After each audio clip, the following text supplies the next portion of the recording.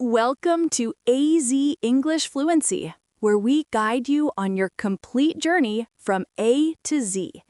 Hello, everyone, and welcome. I'm Emily.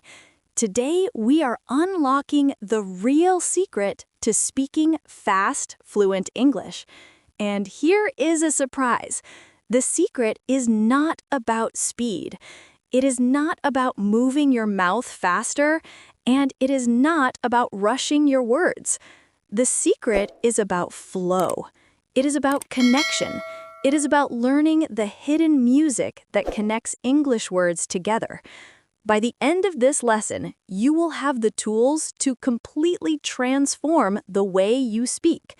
We will work together to achieve 3 key goals. First, you will understand why native English sounds so fast. You will see that it is not magic.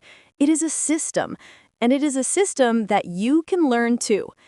Second, you will learn the 3 golden rules of connected speech. These are the simple, powerful rules that explain how we link words together to create that smooth, natural, and flowing sound. And third, you will practice these rules with me, right here, right now. This is an active lesson designed to help you begin to use these skills in your own conversations immediately. If you are ready to make your English sound more natural, more fluid, and more fluent, I invite you to subscribe to the channel right now. Let's start building that flow together. Let's begin by talking about the myth of speaking fast.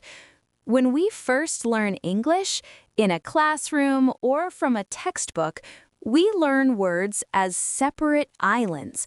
We learn to say, "What is your name?" Each word is alone, separated by a space of silence. It is clear, but it is not natural. Native speakers don't speak like that. For them, words are not islands. They are a flowing river. The words connect, they merge, they flow into one another, creating a continuous stream of sound. This is called connected speech, and it is the single biggest reason why spoken English can sound so fast and so difficult to understand for learners. So our goal today is not to speak faster. Pushing for speed only creates stress and mistakes. Our goal is to learn how to build bridges between our word islands. Our goal is to learn how to create that smooth and flowing river of speech. When you learn to connect your words properly, the speed will come naturally without any effort at all. You will sound faster, but you will feel calmer. There are 3 main ways that we connect words in English. These are our 3 golden rules. Let's go through them one by one. I will explain the rule, I will give you clear examples, and then we will practice them together. Our first rule is the most common and the most important one. This is consonant to vowel linking. I call it the smoothest bridge. The rule is this: when a word ends in a consonant sound and the very next word begins with a vowel sound, those are the sounds A, E, I, O, U, we don't pause between them. We link them together. The consonant sound at the end of the first word attaches itself to the beginning of the second word, as if they are one single longer word. Let me show you some clear examples. We don't say an apple with a stop in the middle. We connect the N sound from an directly to the A sound in apple. It becomes an apple. Listen again. An apple. Another example, we don't say turn off. We connect the N from turn to the O from off. It becomes turn off. Please turn off the light. Now, it's your turn to practice. This is where you speak. Repeat after me. First, I will say the words separately, and then I will say them linked together. Try to feel the connection in your mouth. Let's begin. An apple. Now linked. An apple. Your turn. An apple. Let's try another. Read it. Now linked. Read it. Your turn. Read it. And another. First of all. Now linked. First of all. Your turn. First of all. One more for practice. I am. Now linked. I am. Your turn. I am. Excellent. Can you feel how much smoother that is? It's less work for your mouth, and it sounds so much more natural. This is the first and most important bridge. Now for our second golden rule. This is consonant-to-consonant linking. I call this one the quiet connection. The rule is this. When a word ends in a consonant sound and the next word begins with the exact same consonant sound, we don't say the sound twice. We connect them by saying the sound only once, but we hold it for just a little bit longer. Let me give you some examples. We don't say, I want to, with two separate T sounds. That sounds very robotic. Instead, we merge them. The T at the end of want and the T at the beginning of to become one longer T sound. I wanno. Listen again. I wanna go. Another example. We don't say a big guest with two G sounds. We say a biguist. The G sound is just held for a moment. We have a biguist coming over. Let's practice this quiet connection together. Repeat after me. Social life. Now linked, social life. Your turn. Social life. Let's do another. Feel lucky. Now linked, feel lucky. Your turn. Feel lucky.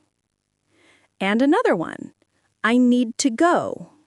Now linked, I need-o go. Your turn. I need-o go. One last one. Some more. Now linked, some more.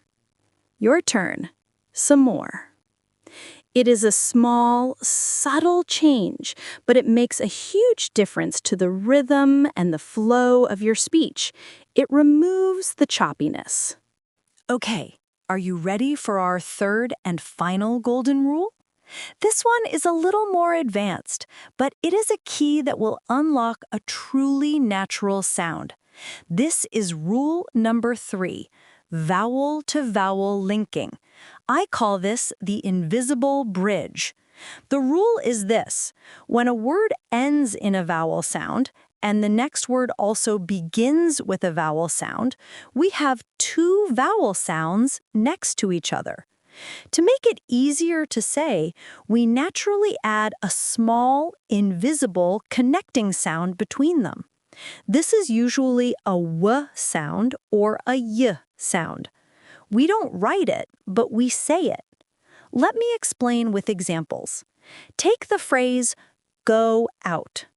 The word go ends with an O sound. The word out begins with an ow sound. To connect them smoothly, we naturally add a small w sound in the middle. We don't say go out, we say go out. Listen closely. Go out. Now, let's take the phrase, I agree. The word I ends with an I sound. The word agree begins with an sound.